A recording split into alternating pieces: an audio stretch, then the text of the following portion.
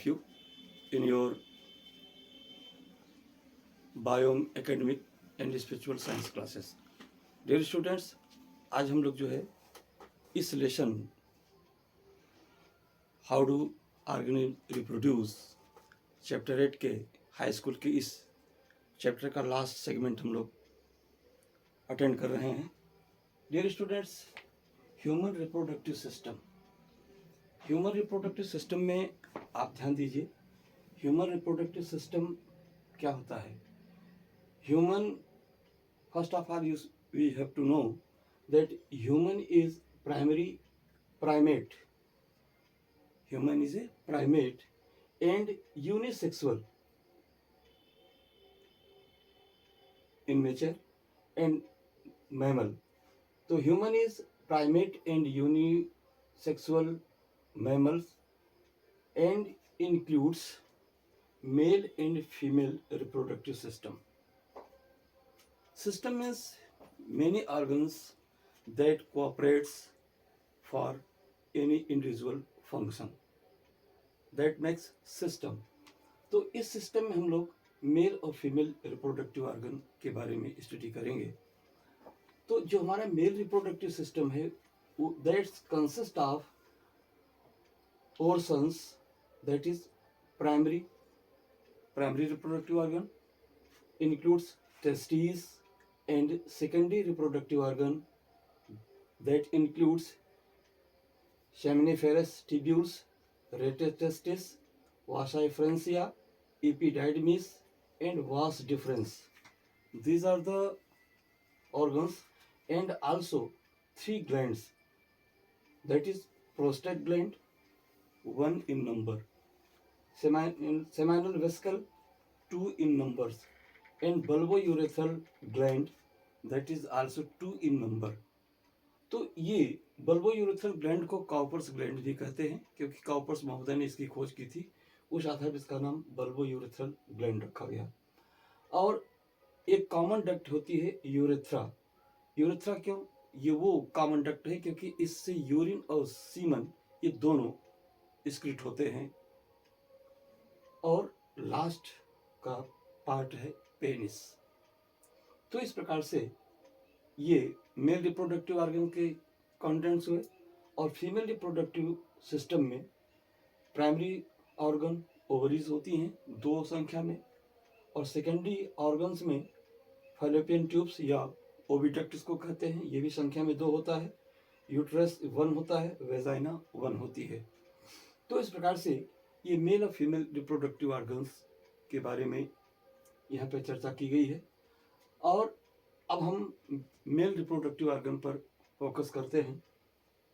तो male reproductive organ में ये देखिए, ये इसका आपका ये मेल रिप्रोडक्टिव ऑर्गन का डायग्राम है। इसको कायदे से समझिए। ये आपका यूरेटर है जो कि किडनी से यूरिन को ला करके यहाँ पर यूरिनरी ब्लैडर में कलेक्ट करता है। दूसरा ये है, ये ट्यूब जब पास करती है आगे, तो आगे जा कर के ये यहाँ पर ठीक उसके नीचे ये जो यूरेथ्रा जो है ये पास हो रही है, ये यहाँ पर आकर के एक प्रोस्टेट ग्लैंड के द्वारा कवर्ड होती। जैसे ये यूरेथ्रा है, इसको इस प्रकार से प्रोस्टेट ग्लैंड क्या करता है, कवर किया रहता है। इसके इनर साइड में इसमें जो भी फ्लूइड बनते हैं वो आकर के इस यूरेथ्रा में ड्रॉप किए जाते हैं। और इसके साथ ही साथ इसी से इंटरकनेक्टेड होता है ये आपका 2 सेमाइनल वेसिकल्स। प्रोस्टेट ग्लैंड और सेमाइनल वेसिकल के फॉर्मिंग प्रोडक्ट्स अलग अलग होते हैं, लेकिन दोनों मिलकर के क्या करते हैं, ये अपने प्रोडक्ट बनाते हैं, एक लिक्विड का फॉर्मेशन करते हैं। ये लिक्विड क्या होता है, स्पर्म के लिए न्यूट्रिटिव होता है और इसको मोटिलिटी प्रोवाइड करता है, जिसकी वजह से ये इजीली पास आउट हो जाता है यूरेथ्रा के थ्रू। ठीक है। तो यहाँ पर आपको ये ध्यान देना है कि यहाँ पर ये जो आगे जाकर के बल्बोयूरेथ्रल ग्लैंड है, बल्बोयूरेथ्रल ग्लैंड का फंक्शन ये होता है कि जनरली यूरिन का एसिडिक मीडियम होता है। तो एसिडिक मीडियम में यदि यहाँ से वास डिफरेंस जब स्पर्म यहाँ पास होता है तो क्या होता है, वो मर सकता है। पीएच डिफरेंस होने की वजह से। तो उस पीएच को मेंटेन करने के लिए, एसिडिटी को मेंटेन करने के लिए ये काउपर्स ग्लैंड या बल्बोयूरेथ्रल ग्लैंड क्या करता है, काउपर्स जूस सीक्रेट करता है। और काउपर्स जूस क्या करता है, इस मीडियम को क्या करता है, एल्कलाइन बना देता है, जिसकी वजह से ये न्यूट्रल कर देता है, जिसकी वजह से क्या होता है कि ये सीमन जो है विदाउट डेड डाइंग ये इजीली पास आउट हो जाता है। ये पेनिस है। पेनिस एक सेप्ट आकार का सिलेंड्रिकल पार्ट होता है जो मसल से बना होता है। और ये क्या करता है, ये फीमेल के वेजाइना में इंसर्ट करने में हेल्पफुल होता है और यहाँ इंसर्ट करके सीमन को यहाँ पर ड्रॉप करता है ड्यूरिंग क्वाइटस, लैंगिक प्रक्रिया के द्वारा, जनन मैथुन के समय पर। यहाँ पे आपको ये ध्यान रखना चाहिए, इसकी क्या ज़रूरत है, हम कहीं भी इसको जो है ड्रॉप कर सकते थे, लेकिन नहीं। सीमन का नेचर ये होता है कि अगर बॉडी टेम्परेचर से लो टेम्परेचर हो जाए तो सीमन क्या करते हैं, सीमन में जो स्पर्म्स होते हैं वो डेड होने लगते हैं। तो नेचर ने व्यवस्था दी है, एक इंजेक्शन की सिरिंज जैसी एक व्यवस्था दी है पेनिस को देकर के, जो क्या करता है कि सीमन को बॉडी के अंदर, फीमेल के बॉडी के अंदर यहाँ इंजेक्ट करने में सपोर्ट करती है, जिससे बॉडी टेम्परेचर, एक बॉडी टेम्परेचर से निकला फीमेल के बॉडी टेम्परेचर जाकर यहाँ पर वो उसकी लेबिलिटी, विएबिलिटी या कहते हैं जीवन क्षमता बनी रह जाती है और वो उसी पोटेंशियल में क्या करता है, आगे चल करके एडहर करता है और फर्टिलाइजेशन में सपोर्ट करता है। तो ये पेनिस हो गया, ये यूरेथ्रा हो गया। यहाँ पर 4 स्किल्स हैं जो कि पेनिस ग्लांस को, इसको पेनिस ग्लांस बोलते हैं, जिसको क्या करते हैं, कवर किया रहता है, जिससे इसकी सेंसिटिविटी बनी रहती है। आगे देखिए, यहाँ पर वास डिफरेंस है, ये वास डिफरेंस है वो कॉमन डक्ट है जो क्या करता है कि टेस्टिस से सीमन को ले जाकर के यूरेथ्रा में ड्रॉप करता है। ठीक है, आगे देखिए, वास डिफरेंस हो गया। इपीडाइडमिस, इपीडाइडमिस इस टेस्टिस का वो कलेक्टिंग डक्ट होता है जिसमें सीमन में बने हुए स्पर्म्स क्या करते हैं, आकर के इसी में कलेक्ट रहते हैं। ठीक है, और जब जरूरत पड़ती है तो यहाँ से इजेकुलेट होकर के वास डिफरेंस होते हुए आकर के सीमन या यूरेथ्रा के थ्रू बाहर इजेक्ट कर दिए जाते हैं। बेटा यहाँ पर इपीडाइडमिस का क्या इंपॉर्टेंस है, इपीडाइडमिस क्या करता है कि यहाँ पर सीमन को स्टोर करता है और स्पर्मेटोजेनेसिस क्रिया होती रहती है इस टेस्टिस में, सीमन वो स्पर्म बनता रहता है और यहाँ आकर के कलेक्ट होता रहता है। ठीक है, तो ज़्यादा नहीं कहा जाए, ये बहुत लोग कहते हैं कि चीज़ बना है तो निकलेगा ही, इसलिए इसका कोई यूज़ नहीं, लेकिन आपको ध्यान देना चाहिए कि अगर 40 डेज तक ये साइंटिफिक डाटा है कि 40 डेज तक अगर इस सीमन, यहाँ कलेक्टेड सीमन को अगर यूटिलाइज नहीं किया गया तो ये डिजॉल्व हो जाता है और बॉडी एनर्जी में ये मिक्सअप हो जाता है। तो इस प्रकार से बॉडी की पोटेंसी बनी रह जाती है और हम जानते हैं इन सारे प्रोसेस में पूरी बॉडी एनर्जी का लगभग 25% एनर्जी कंज्यूम होती है। तो यदि यह जिस एनर्जी के अगर 25 के भी हाफ एनर्जी से अगर ये फॉर्मेशन इसका हुआ तो हम क्या कहेंगे कि यह 12% एनर्जी अगर ये डिजॉल्व हो जाएगा तो हमारी बॉडी में रिटेन्ड हो जाती है, वापस हो जाती है। अब यहाँ पे इपीडाइडमिस और ये टेस्टिस है, ये मेल का प्राइमरी रिप्रोडक्टिव ऑर्गन है और ये स्क्रोटम है, जिस पॉकेट में, जिस थैले में स्क्रोटम, ये टेस्टिस क्या करता है, सिचुएटेड होता है, स्थिर होता है, ये यहाँ पे होता है। ये संख्या में 2 होते हैं और टेस्टिस भी 2 होते हैं। ठीक है, तो ये मेल रिप्रोडक्टिव ऑर्गन हुआ, ये प्राइमरी मेल रिप्रोडक्टिव ऑर्गन का, ये टेस्टिस प्राइमरी रिप्रोडक्टिव ऑर्गन और इसके बाद ये सेकेंडरी। अब यहाँ पर जो सेमिनिफेरस ट्यूब्यूल्स और वासाइफ्रेंसिया और रेटेड टेस्टिस, ये इसके बीच में ये माइक्रो ट्यूब्यूल्स होते हैं, जो उसको यहाँ पर नहीं शो किया गया। जब हम इंटर लेवल में पहुँचेंगे तब इसके बारे में हम लोग डिटेल में स्टडी करेंगे, लेकिन यहाँ पर उनके नाम दे दिए गए हैं कि आप जानते रहें ये उसके जो है सेकेंडरी रिप्रोडक्टिव ऑर्गन्स हैं। अब इसके बाद आ जाइए यहाँ पर फीमेल के रिप्रोडक्टिव ऑर्गन में। तो फीमेल का रिप्रोडक्टिव ऑर्गन जो है मुख्य रूप से क्या होता है, प्राइमरी रिप्रोडक्टिव ऑर्गन को ओवरी बोलते हैं, जो संख्या में 2 होता है। इसी में ओवम का फॉर्मेशन होता है और ओवम के फॉर्मेशन के बाद क्या होता है, यहाँ से ओवम जब रिलीज होता है ओव्यूलेशन के द्वारा, जब LH हार्मोन का क्या बढ़ता है, LH हार्मोन सर्ज पड़ता है, यानी इसका मैक्सिमम सिक्रेशन होता है, तो इसमें बना हुआ मेच्योर ग्राफियन फॉलिकल फटता है और ओव्यूलेशन होता है। ओव्यूलेशन के बाद ये क्या करता है, सीधे यहाँ पर ये जो फैलोपियन ट्यूब है, फैलोपियन ट्यूब की यहाँ पे जो फिम्बरी है, ये फिम्बरी है, ये इन्फेंटिबुलम है, ये एम्पुला है, ये इस्थमस जोन है, और यहाँ पे आकर के यूट्रस है। तो इसके ये पार्ट्स हैं। यहाँ से ओवम निकलेगा, निकले फिम्बरी के द्वारा क्या किया जाएगा, ट्रैप किया जाएगा, और इसके बाद आगे बढ़ेगा। बढ़ने के बाद क्या होता है, यहाँ ये जो पोर्शन एम्पुला और इस्थमस का ये जो जंक्शन है, ये पॉइंट, यहीं पे आकर के फर्टिलाइजेशन होता है। ओवम और स्पर्म का फ्यूजन यहीं पे होता है, जिसको हम फर्टिलाइजेशन बोलते हैं। फर्टिलाइज होने के बाद ये मेच्योर होकर के क्या करता है, आगे चलता है। ठीक है, तो ये फैलोपियन ट्यूब हुआ, और इसके बाद ये यूट्रस है। ये इनवर्स पियर्स के आकार का, उल्टी नाशपाती के आकार का ये स्ट्रक्चर हमें देखने को मिल रहा है। यही क्या है, यूट्रस है, यूट्रस है। इसी को हम गर्भाशय या वोम्ब भी कहते हैं।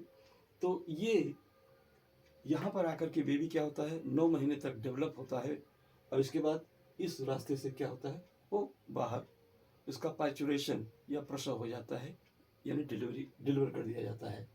ठीक है, तो ये जो यूट्रस है, यूट्रस का ये वाला पोर्शन क्या होता है, बहुत हाईली मस्कुलर होता है और कंस्ट्रिक्टेड होता है, इसको सर्विक्स बोलते हैं। और ये जो है फेम्ब्रिकेटेड ये ट्यूब होती है, इसको हम वेजाना कहते हैं, जो बॉडी के बाहर ओपन होती है। अब ये तो सेकेंडरी रिप्रोडक्टिव ऑर्गन हो गए, किसके, फीमेल के। तो इस प्रकार से ये फीमेल रिप्रोडक्टिव ऑर्गन सपोर्ट करता है। अब आइए थोड़ा सा हम इसके बारे में बात करें, फर्टिलाइजेशन इसमें कैसा होता है। तो इसमें सेक्सुअल रिप्रोडक्शन होता है, क्यों, क्योंकि इसमें मेल रिप्रोडक्टिव पार्ट के रूप में ये मेल पेरेंट हो गया, ये फीमेल पेरेंट का रिप्रोडक्टिव ऑर्गन हो गया। इस दोनों के कोऑपरेशन से क्या होता है, इसमें सेक्सुअल रिप्रोडक्शन होता है। अब यहाँ पर गैमेटोजेनेसिस होना चाहिए, गैमेट का फॉर्मेशन होना चाहिए, मेयोसिस डिवीजन के द्वारा होना चाहिए। तो यहाँ पे ध्यान दीजिएगा, मेल और फीमेल दोनों क्या होते हैं, डिप्लॉयड होते हैं। ये सारे स्ट्रक्चर जिसमें जितने सेल होंगे सब डिप्लॉयड होंगे। तो डिप्लॉयड स्ट्रक्चर में क्या होगा, यहाँ ओवरी में, यहाँ पे ओवरी में जो ओवम होते हैं बेटा, यहाँ पे एक बड़ी इंटरेस्टिंग पॉइंट है कि फीमेल के ओवरी में, एक ओवरी में लगभग 80,000 oocytes यानी इमेच्योर ओवम्स पहले से बन करके, गर्भ में ही बन करके, जब बच्ची जन्म लेती है उस समय भी उसमें बने हुए होते हैं। लेकिन जब ये बच्ची एडोलसेंस पीरियड में आती है, पवर्टी पीरियड में आती है, तब क्या होते हैं, इसमें मेचुरेशन शुरू हो जाता है और ग्राफियन फॉलिकल बनने लगते हैं, और इसी समय इसमें मेस्ट्रुअल साइकिल भी स्टार्ट हो जाती है। उसी तरह से मेल के टेस्टिस में भी जो सेमिनिफेरस ट्यूब्यूल्स होता है, उसके जो आउटर लेयर के एपिथेलियल लेयर होते हैं, वो भी इनएक्टिव फेज में होते हैं। लेकिन जब एडोलसेंस पीरियड आता है, पवर्टी आती है, तो पवर्टी के पीरियड में क्या होता है, उसमें टेस्टोस्टेरोन हार्मोन और फॉलिकल स्टिमुलेटिंग हार्मोन के प्रभाव से क्या होता है कि वो उसमें स्पर्मेटोजेनेसिस की क्रिया शुरू हो जाती है, जिसको गैमेटोजेनेसिस बोलते हैं। तो उसके द्वारा क्या होता है, गैमेट के रूप में स्पर्म का फॉर्मेशन होता है, इसमें गैमेट के रूप में ओवम का फॉर्मेशन होता है। तो स्पर्म और मेच्योर्ड ओवम, ये दोनों मेल और फीमेल जब क्वाइटस का प्रोसेस करते हैं, यानी मैथुन क्रिया करते हैं, तो मेल अपने इस पेनिस के द्वारा अपने स्पर्म को यहाँ पे ला करके इजेकुलेट कर देता है। इजेकुलेट करने के बाद क्या होता है कि ये स्पर्म जो है यहाँ पर दोनों साइड में ये मूव करते हैं, और उस पीरियड में अगर ओवम उसको यहाँ पे मिल जाएगा तो क्या होगा, दोनों फ्यूज कर जाते हैं। फ्यूज करने के बाद क्या होता है, जाइगोट का फॉर्मेशन होता है, और जाइगोट यहाँ से क्या करता है अब जाइगोट यहाँ से स्पर्म आया, यहाँ पर ओवम है, दोनों फ्यूज करेंगे, हेप्लॉइड ये दोनों फ्यूज कर डिप्लॉइड हो गए। अब ये जाइगोट बन गया। जाइगोट क्या होता है, ये जाइगोट क्या करता है, अब आगे धीरे धीरे मूव करेगा, मूव करके आकर के यहाँ अट्रस के इस इनर वॉल पर जो इंडोमेट्रियम है, कहीं भी आकर के क्या हो जाएगा, अटैच हो जाएगा। अटैच अगर हो गया, इम्प्लांट, इसको बोलते हैं इम्प्लांटेशन, प्रत्यारोपण हो गया किसका, जाइगोट का। तो ये जाइगोट यहाँ पर ब्लास्टुला स्टेज में, मोरुला स्टेज और ब्लास्टुला स्टेज यही कंप्लीट करेगा। ब्लास्टुला स्टेज में यहाँ पे आता है, और सपोज मान लीजिए यहाँ पर आकर के अटैच हो गया, तो यहाँ क्या होता है, जो यूट्रस का इंडोमेट्रियम होता है उसमें फिंगर लाइक प्रोजेक्शंस निकले होते हैं, और ये जो जाइगोट होता है ब्लास्टोलाइस्टिस का, इसमें भी फिंगर लाइक प्रोजेक्शन निकले होते हैं। दोनों आकर क्या आते हैं, आपस में आकर इंटरडिजिटाइटेड हो जाते हैं, दोनों एक दूसरे में आकर के फ्यूज हो जाता है। फिर बीच में की मसल जो है डिजॉल्व हो जाती है और यहाँ पे प्लेसेंटा का फॉर्मेशन हो जाता है। तो प्लेसेंटा के फॉर्मेशन से क्या होता है कि फीमेल के अट्रस से इसको सप्लीमेंट मिलता है और साथ ही साथ इसमें इसके जो वेस्टेज होते हैं, नाइट्रोजनस वेस्टेज, ये प्लेसेंटा के थ्रू इसमें ट्रांसफर कर दिए जाएंगे और मदर के ब्लड के थ्रू क्या होते हैं, मदर के वेस्टेज मटेरियल में वो जाकर के मिक्स हो जाते हैं और उसी के सहायता से क्या होता है कि वो मदर के हेल्प से वो वाश आउट हो जाता है, बाहर इजेक्ट हो कर लिया जाता है। तो इस प्रकार से ये प्लेसेंटा क्या होता है, प्लेसेंटा या अपरा इसको बोलते हैं। ये प्लेसेंटा क्या काम करता है, ये प्लेसेंटा फीमेल और फीटस के बीच का जो है पार्ट एंड पार्सन अभिन्न अंग हो जाता है। दूसरी चीज आपको ध्यान देना है कि ये फीटस आकर के यहीं पर 9 मंथ के लगभग 285 प्लस माइनस 5 डेज के अंदर जो है मेच्योर हो जाता है। ये पहले मॉस फॉर्म में बहुत सारे सेल इसमें बनेंगे, तब ये एम्ब्रियो कहलाएगा। और जब इसमें ऑर्गन्स 3 महीने के बाद जब ऑर्गन इसमें फॉर्मेशन शुरू हो जाते हैं तो 3 महीने से लगभग 8 महीने तक इसमें ऑर्गन का फॉर्मेशन चलता रहता है। ऐसे कंडीशन में गर्भस्थ शिशु को फीटस कहा जाता है। और फीटस के बाद क्या होता है, जब ये मेच्योर हो जाता है, मेच्योर होने के बाद क्या करता है, ये फीटस ही क्या करता है, ये जो है नर्वस सिस्टम को मैसेज देता है, नर्वस सिस्टम से फिर हार्मोनल सिक्रेशन होता है और इसके बाद क्या होता है, रिलैक्सिन, ऑक्सीटोसिन वगैरह से क्या होता है, ये जो है सर्विक्स जो है ये स्वेल्ड अप हो जाता है। और इसके बाद क्या होता है, यहाँ से जो मेच्योर बेबी है वो बाहर जो है निकल जाता है। और बेटा ध्यान रखना, ये जो सर्वाइकल यहाँ से लेकर के यहाँ तक ये सर्वाइकल कैनाल है इतना, और ये क्या है, ये वेजाइनल कैनाल है। तो सर्वाइकल कैनाल और वेजाइनल कैनाल को मिला करके हम इसको बर्थ कैनाल बोलते हैं, जो जन्म देने में क्या करता है, वह नली जिसके थ्रू जो है किसी फीटस का या मेच्योर बेबी का क्या होता है, बर्थ होता है। ठीक है। तो इतनी बातें जानने के बाद ये पॉइंट आके यहाँ पर हाई स्कूल स्टैंडर्ड तक जितना जानना चाहिए वो यहाँ पे क्लियर होता है। अब आइए, इस प्रोसेस में बहुत सारे डिजीज होते हैं। हेल्थ रिप्रोडक्टिव डिजीज के बारे में और उसके हेल्थ के बारे में अगर हम जाने तो जो रिप्रोडक्टिव डिजीज होते हैं वो क्या होते हैं, उनको सेक्सुअली ट्रांसमिटेड डिजीज सिंड्रोम कहा जाता है, एसटीडीज कहा जाता है, जिसका मतलब होता है sexually transmitted disease. Sexual process के ड्यूरिंग जो इन्फेक्शंस या रोग एक दूसरे को संक्रमित हो जाते हैं, स्थानांतरित हो जाते हैं, मेल है तो फीमेल में, फीमेल है तो मेल में ट्रांसफर हो जाते हैं, ऐसे डिजीज को सेक्सुअली ट्रांसमिटेड डिजीज सिंड्रोम्स कहा जाता है। ये डिजीज क्या होता है, क्यूरेबल भी होता है और नॉन क्यूरेबल होता है। बेटा ध्यान रखना, ऐसे सेक्सुअली एसटीडीज, इस एसटीडी के लिए एक अलग वर्ड आता है वीडी, वेनेरियल डिजीज, या आरटीआई, रिप्रोडक्टिव ट्रैक्ट इन्फेक्शंस। इस एसटीडी के लिए ये 3 वर्ड यूज होते हैं। तो ये क्यूरेबल भी होते हैं और नॉन क्यूरेबल होते हैं। जो नॉन क्यूरेबल होते हैं वो वायरल डिजीज होते हैं, जो वायरल से इन्फेक्टेड होते हैं। जैसे कि एग्जांपल हेपेटाइटिस बी हुआ, जेनाइटल हर्पिक्स है और एचआईवी जिसको आप एड्स कहते हैं। ये तीनों क्या है, अगर हो गए तो ये इसका क्योर नहीं हो पाता है, क्योर प्रिकॉशन ही बेटर है और उसमें पेशेंट का मृत्यु होना ही है, तो इससे बचना चाहिए।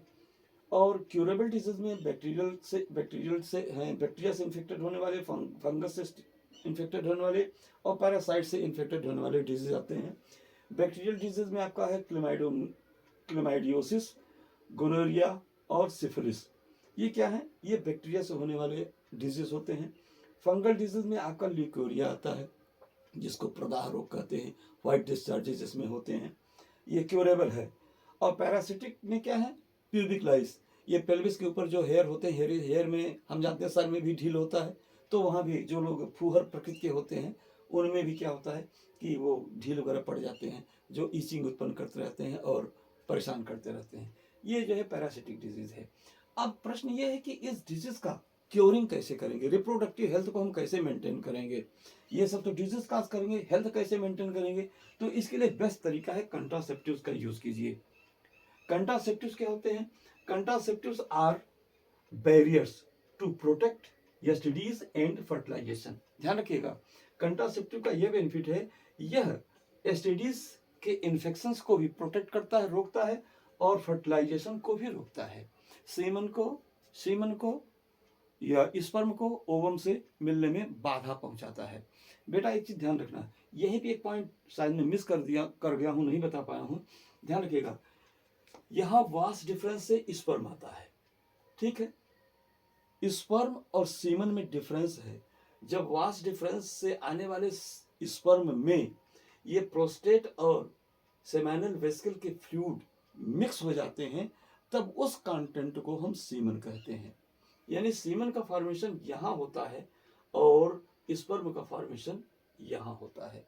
इस बात को ध्यान रखिएगा। आइए अब कंट्रासेप्टिव पे आए। तो कंट्रासेप्टिव के लिए जो है डिफरेंट टाइप के जो है डिवाइसेस या उपकरण बनाए गए हैं हमारे मेडिकल साइंस में। पहला है बैरियर नेचर का, जो जिसका काम क्यों होता है, बाधा पहुंचाना। इसमें आपका आता है कंडोम्स, मेल का कंडोम और फीमेल का कंडोम, ठीक है। ये सपोर्ट करता है। डायफ्राम है जो अट्रस के अंदर इम्प्लांट किया जाता है। सर्वाइकल कैप है जो यहाँ पर लगाया जाता है, जिससे कि स्पर्म यहाँ इजेकुलेटेड स्पर्म जो है इसमें के अंदर प्रवेश न करने पाए। इसके बाद क्या है, वॉल्स हैं, वॉल्स को भी इसमें सेट किया जाता है, ठीक है। इसके बाद क्या आता है, स्पर्मिसाइड्स। स्पर्मिसाइड्स का मतलब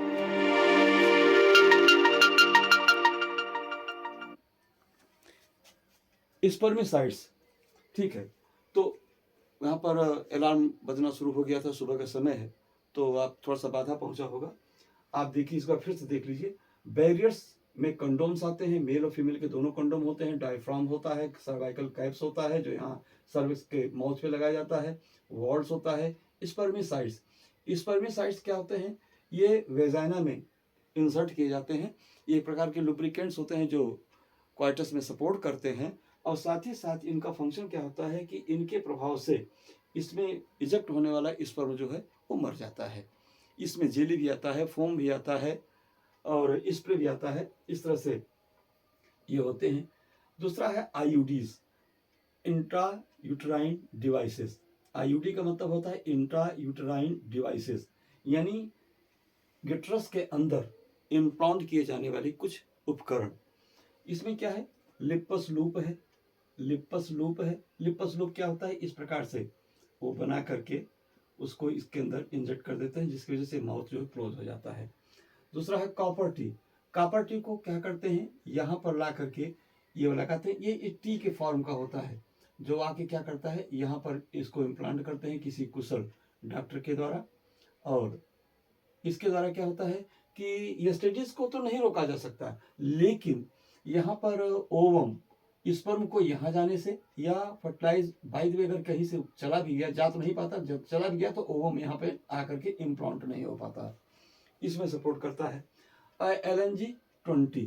ये भी एक प्रकार का डिवाइस है जो इंट्रायूट्राइन डिवाइस के नाम पर जाना जाता है। इसके बाद कुछ ओरल पिल्स हैं, मुंह से खाने वाली गोलियां। इसमें मालाडी है और सहेली है। ध्यान रखिएगा, सहेली एक ऐसा कंट्रासेप्टिव पिल्स है जिसको लखनऊ के central drug research institute CDRI Lucknow ने डेवलप किया है। लखनऊ में स्थित CDRI central drug research institute ने इस सहेली नाम के पिल्स को प्रिपेयर किया है, जिसको लेने से क्या होता है कि प्रेगनेंसी मेंटेन ही नहीं होती है। और लास्ट का जो कंट्रासेप्टिव है वो सर्जिकल है। सर्जिकल में क्या करते हैं, वेसेक्टोमी का प्रोसेस जो है मेल में किया जाता है। इसमें करते क्या है, इसमें यहाँ पर स्क्रोटम के ऊपर ये जो वास्ट डिफरेंस है ना, वास्ट डिफरेंस को ही कट करके क्या करते हैं, यहाँ पर और यहाँ पर इसको बांध देते हैं दोनों साइड में। तो क्या होगा, स्पर्म फॉर्मेशन तो होगा, लेकिन क्या होगा, स्पर्म आगे नहीं मूव कर पाएगा। तो स्पर्म यहाँ ड्यूरिंग क्वार्टस ये सेमिनल फ्लूइड तो सीक्रेट करेंगे, लेकिन उसमें स्पर्म नहीं होगा। अब स्पर्म नहीं होगा तो प्रेगनेंसी मेंटेन नहीं होगी। इस प्रकार से ये वेसेक्टोमी मेल में किया जाता है और ट्यूबेक्टोमी जो है फीमेल किया जाता है। तो ट्यूबेक्टोमी फीमेल में क्या किया जाता है, फीमेल के पेल्विस रीजन में यहाँ पर क्या करेंगे, यहाँ पर कट लगा देंगे, यहाँ पे कट लगा देंगे, यहाँ पे कट लगा देंगे। कट लगाने के बाद इसको जो है टैग कर देंगे, इसको टैग कर देंगे, होल्ड कर देंगे, बांध देंगे। इससे क्या हो जाएगा, ये रास्ते जो है बंद हो जाते हैं। जब बंद हो जाएंगे तो यहाँ पे ओवम यहाँ से आगे पास नहीं कर पाएगा या स्पर्म यहाँ से आगे पास नहीं कर पाएगा। तो इसके द्वारा क्या हो जाएगा कि फर्टिलाइजेशन नहीं हो पाएगा, फर्टिलाइजेशन नहीं हो पाएगा तो प्रेगनेंसी मेंटेन नहीं कर पाएगी। तो इस प्रकार से ये सारे प्रोसेस हैं जो क्या करते हैं, ये रिप्रोडक्टिव हेल्थ में हमें सपोर्ट करते हैं। बेटा आज आपकी इच्छा पर आज ही जो है ये लेसन आपका जो है कंप्लीट होता है, और आप इसे मन लगा के पढ़िए और परीक्षा में बेहतर कीजिए। और अच्छा लगा हो तो एक लाइक और सब्सक्राइब दीजिएगा और एग्ज़ाम दे के आइए। इसके बाद आपका 11th क्लास में हम आपका स्वागत करने के लिए तैयार हैं। और अब नेक्स्ट सेशन में, यानी अब हम आपको हाई स्कूल पर जो नोट्स होगा वो जून के महीने में या अप्रैल मंथ से देना शुरू करेंगे।